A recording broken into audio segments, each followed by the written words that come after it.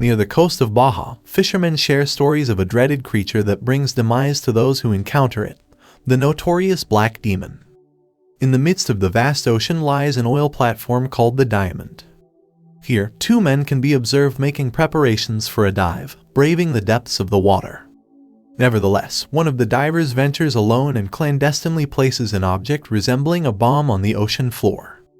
As he ascends from the water, an unidentified assailant suddenly strikes him. The companion desperately attempts to establish contact, but all efforts go unanswered. A sense of trepidation fills the air as their boat begins to tremble, prompting the frightened individual to peer into the depths, only to be confronted by an enormous, ferocious creature displaying menacing, razor-sharp teeth. In a specific place along the Mexican coast, some time passes, and we encounter Paul, accompanied by his wife Inez and their two children, Audrey, the eldest, and Tommy, the youngest. The purpose of their gathering is a family excursion, designed to make the most of their children's school break and savor moments of leisure together. Afterward, as they near the shoreline, Tommy directs his gaze through a telescope and spots the oil platform positioned amidst the vast expanse of the ocean. Unbeknownst to the rest of the family, Paul had seized the opportunity of this vacation to carry out his inspection duties at the offshore site. Following this, the family proceeds to Hotel Costa Azul in Mexico, only to discover that the town has undergone a noticeable transformation, with its inhabitants exuding an uncharacteristic enthusiasm. Upon reaching the hotel, they swiftly realize that its current state does not align with the images captured a few years earlier. Curiosity piqued, Paul approaches a local resident inquiring if anyone understands his language, while clarifying his affiliation with the Nixon Oil Company, which had played a role in the establishment's construction. The resident, known as El Hay, exhibits discontentment with how the company had departed, leaving an indelible mark on the town. Sensing the need to intervene, Inez joins the conversation and elucidates their circumstances to El Hay, emphasizing that their primary intention is to explore the area and seek recommendations for dining and accommodation. Graciously, after receiving a monetary gesture, El Hay agrees to assist them. They are escorted to their designated lodging, yet during their journey, El Hay pauses to make a reverent offering to the deity revered for safeguarding the locals. Observing this ritual, Tommy curiously approaches and swaps the eye-covering miniature statue with a chocolate bar, injecting a playful twist to the sacred gesture.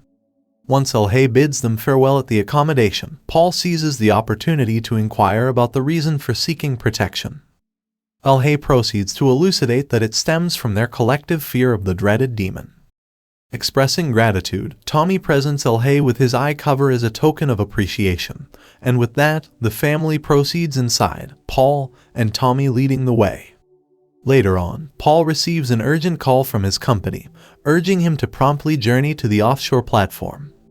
Engaging in a conversation with his wife, he assures her that he will be back before day's end while she remains behind to secure an alternative lodging arrangement in a different location.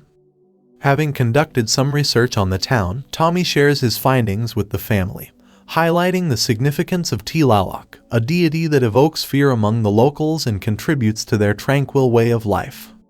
Just before departing, Paul approaches the receptionist, kindly requesting their assistance in keeping a watchful eye on his loved ones and, as a gesture of appreciation, provides some monetary compensation for their assistance. With a sense of urgency, Paul hastens towards the port, directed by the company to board a boat that awaits him there. Anxiously, he approaches the guard, seeking assistance and transmitting a radio message to the men stationed on the platform. Unfortunately, the guard denies Paul's request, vehemently tearing up a photograph of him instead. As Paul meets his designated companion for the journey, curiosity compels him to delve into the mystery surrounding the town's altered state compared to years past. Gradually, he unravels the truth, a prevailing fear, stemming from the existence of a fearsome creature referred to as the demon, has compelled the majority of inhabitants to flee. But Paul doesn't believe the story much. He takes the boat to a small pier, far from the coast, where the man tells him he can't go any farther. The man expresses his concern and asks Paul to continue alone on another boat. Meanwhile, Paul's family waits at the restaurant, and Inez begins to feel that something is not right. A man who had been drinking at the bar notices Inez and approaches her. He starts touching Audrey inappropriately. Ines reacts swiftly by grabbing a glass bottle and smashing it on the man's head. She then leaves the bar, taking her children with her. However, as they reach their car, they discover that the tires have been slashed with a knife. To make the situation even worse, a group of men begins to chase after them. Ines approaches a boatman and requests him to take her family to the platform, but he declines. However, as the men continue to pursue them, the boatman has a change of heart and agrees to assist them. Paul takes charge and navigates alone towards their destination. However, just before reaching the platform, which appears worn out and has a conspicuous red stain around it, he comes across scattered diving equipment and a blood-stained helmet. Paul ascends the platform and shouts out for someone, but there is no reply. He enters a cabin and finds a dog inside, but his surprise increases when he encounters Cheeto and his younger accomplice. Paul tries to explain that he is there for inspections, but the men dismiss his explanation, claiming that it's too late. Just then, they hear the sound of a boat approaching and rush to see who it might be. To their astonishment, it turns out to be none other than Paul's own family. On the boat, Tommy peers through his telescope and spots a sizable shadow swiftly gliding beneath them in the sea. Sensing the impending danger near his family, the men take action to divert the creature's attention by striking iron on the platform, attempting to keep the peril away from the boat. Paul, unable to comprehend their intentions, grows increasingly bewildered and frightened. However, before he can fully grasp the situation, his boat is suddenly dragged into the water. Subsequently, the boat carrying Paul's family draws near, and they all safely disembark. The anxious boatman hastily departs, accidentally shoving Audrey into the water. In that moment, she becomes a witness to a gruesome sight, with body parts strewn about and a colossal shark looming dangerously close. Audrey narrowly escapes the clutches of the menacing creature. Curious about the unfolding events, the couple expresses their desire to comprehend the situation.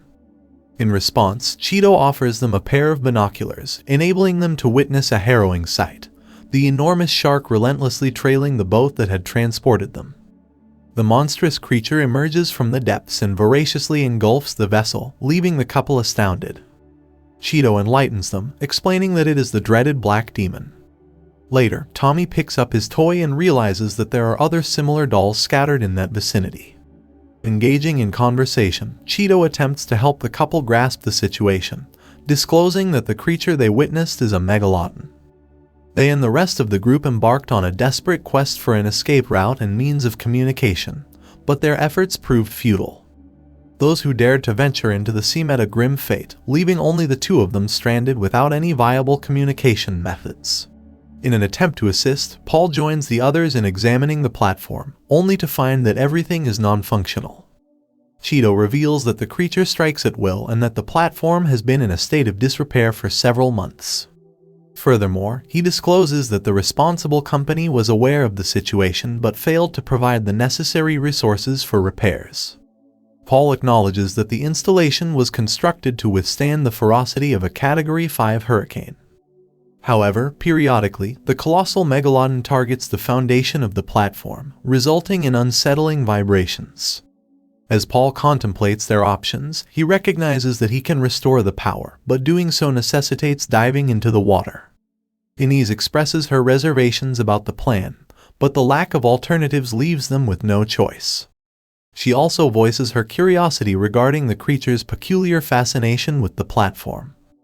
Cheeto provides an explanation, recounting that the area held significant potential for the prosperous development of Bahia Azul until regulations were disregarded, attracting the arrival of the Megalodon. Cheeto further reveals that the monstrous being is believed to be the retribution of an ancient deity, one who bestowed life upon the land, rivers, and seas in times long past. In the past, humanity sought only what was essential for their sustenance. However, as time passed, mortals became consumed by greed, destroying the gifts bestowed upon them. They hunted animals without restraint, desiring to possess everything without limits. Cheeto explains that the deity Tlaloc forewarned them about their actions, but their heedlessness prevailed. Consequently, Tlaloc breathed life into the black demon, granting it the ability to manipulate their minds. Cheeto emphasizes that eliminating the Megalodon will not resolve the situation, as Tlaloc's fury will persist until a final sacrifice is offered. Despite Paul's skepticism, Cheeto remains resolute in persuading him, asserting that humanity's destructive actions are leading to dire consequences for the planet. As they make preparations to venture into the sea using a robust steel capsule, the relentless collisions between the Megalodon and the platform persist. Cheeto and Junior descend into the depths to carry out the necessary repairs.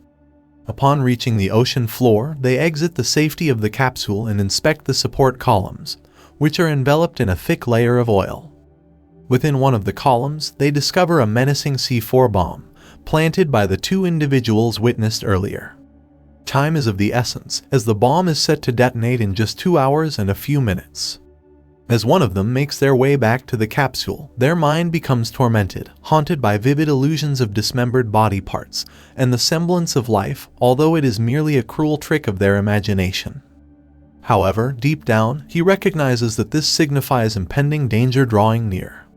Meanwhile, Junior swiftly retreats to the capsule, scanning his surroundings with a sense of urgency. Suddenly, the colossal Megalodon emerges and seizes the capsule, dragging it into the depths of the sea. Paul desperately attempts to halt the descent but is unsuccessful, tragically marking the demise of Junior. Cheeto miraculously escapes the clutches of the Megalodon, leaving Paul to inquire about Junior's whereabouts. Unexpectedly, fragments of the man's body surface, and as they pull him out, it becomes evident that his legs are missing. The chilling sight unsettles them all, even Audrey, who witnesses it and succumbs to fear.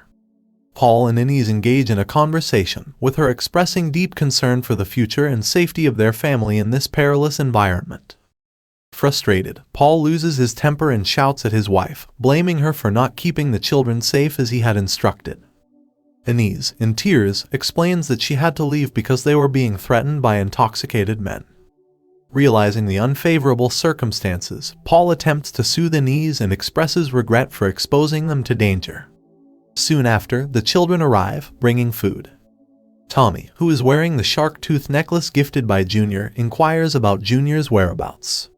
Unable to speak, Paul remains silent, prompting Audrey to explain that Junior is occupied on the lower part of the platform, but will return shortly. Shortly after, Paul approaches Cheeto to have a conversation, expressing his sorrow over Junior's absence. In that moment, he spots some ships in the distance and hastily fires a flare. However, Cheeto intervenes, insisting that what Paul is witnessing is merely a divine illusion and not a reality. Afterward, the couple reunites with their children. Tommy raises a concern, asking if they are going to perish. The family makes an effort to uplift his spirits, explaining that this is merely another obstacle they must face as a team, much like a game of chess. Tommy draws a parallel, mentioning how in chess, pieces sometimes sacrifice themselves to protect the king. He then recounts the story of Tlaloc, where the deity chose to sacrifice his own children, and their cries transformed into rivers. Having delved into the story, Tommy becomes fearful that a similar fate awaits him. Paul reassures him, affirming that nothing of the sort will occur. Shortly after, Paul and Cheeto head towards the engine and pipe room, in search of a solution to redirect the cooling system and restore functionality to the generator. Meanwhile, the rest of Paul's family engages in a search for a specific item. During the search, Tommy stumbles upon another doll and is struck by an idea, prompting him to take action. At the platform's edge, Tommy takes a small wooden boat and arranges the dolls, symbolizing each person present, including his entire family and the men inside it. With a solemn demeanor, Tommy offers a prayer to the Lord of the Sea, seeking forgiveness and a safe passage away from their current predicament. Unfortunately, one of the dolls slips from the boat and plunges into the water. Meanwhile, Inez searches through one of the cabins and comes across signed documents that reveal Paul's knowledge of the platform's deteriorating state, despite his assurance that everything was fine. Concerned for her brother, Audrey actively seeks his whereabouts. Suddenly, as the creature collides with the platform once more, he loses his balance and tumbles into the water. Upon hearing Tommy's desperate cries for help, the family rushes to his aid. Inez bravely leaps into the water, swiftly retrieving her son from danger, while Paul diverts the attention of the approaching Megalodon, which was poised to attack. Thankfully, they all emerge from the water unharmed, narrowly escaping an attack. Once the immediate danger has passed, Inez expresses her deep frustration towards her husband, holding him accountable for permitting the continuation of a place where numerous lives have already been lost due to his negligence. Paul justifies his actions, claiming that he made those decisions in the best interest of both the company and their family. However, Inez remains unconvinced and refuses to accept his excuses, holding him accountable for their current dire situation and labeling him as the true monster. In the midst of their heated exchange, they remain oblivious to the lurking Megalodon beneath them. Unbeknownst to them, the situation is about to worsen significantly as the bomb's timer ominously displays a mere 1 hour remaining, indicating that the worst is yet to come. Paul, despite successfully repairing the generator, finds himself devoid of any hope for survival. Overwhelmed by the gravity of the situation, he confides in Cheeto, admitting that he agreed to withhold the report highlighting the platform's poor condition in order to secure his job and further enrich the already wealthy individuals, complying with their demands. To Paul's shock and dismay, he unravels the truth that his own company is responsible for planting the bomb. It becomes evident that they intended to eliminate him due to his involvement in signing the aforementioned documents, which had adverse implications for their interests. In an attempt to uplift Paul's spirits, Cheeto offers words of encouragement, emphasizing that the quicker they find an escape from their predicament, the sooner Paul can ensure the safety of his family. After a few minutes, each member of the group engages in a task. Inez and her children collaborate to mend a tier in one of the boats, while Cheeto endeavors to repair a radio. However, Paul discerns that Cheeto's motivation behind fixing the radio stems from the realization that people are present on the platform. In reality, Cheeto desires the platform's demise as a means to safeguard his own people. Nevertheless, Paul remains resolute in his decision to descend and seal the oil leak as an offering to appease the god Tlaloc. With unwavering determination, he retrieves the bomb and entices the monstrous creature towards him, taking a calculated risk. Observing Paul's actions, Cheeto becomes aware of his underlying intention, to willingly embrace death. With their plan in place, Paul assumes full responsibility for the circumstances and implores Cheeto to depart with his family once he reaches the lower depths. Subsequently, Cheeto escorts Paul's family to the escape boat, ensuring their departure to safety. Meanwhile, Paul carries the belt containing the bombs, keeping a watchful eye on the approaching beast. With determination, he successfully repairs the leak and redirects the energy flow. However, the relentless Megalodon continues to pursue him, leaving Paul with no choice but to seek refuge inside a steel grate. As he realizes his dwindling oxygen supply, he reaches out to Inez via the radio, expressing his regrets that he cannot be with her. Paul assures Cheeto that circumstances will improve for his people, expressing hope for their future. In addition, Paul ensures that the documents are entrusted to the appropriate individuals for delivery. With a heavy heart, he bids farewell to his family, who are overwhelmed with sorrow knowing that their father is making the ultimate sacrifice to ensure their safety. Following a heartfelt farewell, Paul surrenders himself to the depths of the sea. As the monstrous Megalodon looms closer, it engulfs him whole, swallowing him alive. In a climactic moment, with the bomb reaching its final seconds, it detonates, bringing about the demise of the colossal creature. The family is consumed by sorrow as they come to grips with the profound sacrifice Paul made, knowing that it came at the price of his own life. Despite their anguish, they find the strength to reach out for assistance.